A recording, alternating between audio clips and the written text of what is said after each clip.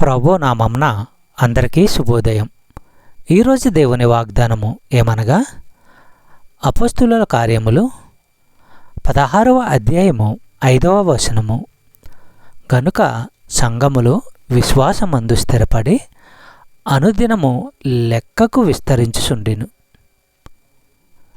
తెసలోనికైలకు రాసిన మొదటి పత్రిక 3వ అధ్యాయము 13వ వచనము మనము పరిశీలించినట్లయితే, మేము మీ ఎడల ఎలాగూ ప్రేమలో అభివృద్ధి పొంది వర్ధిల్లుచున్నామో అలాగే మీరును ఒకని ఎడల ఒకడును మనుషులందరి ఎడలను ప్రేమలో అభివృద్ధి పొంది వర్ధిల్లునట్లు ప్రభువు దయచేయునుగాక.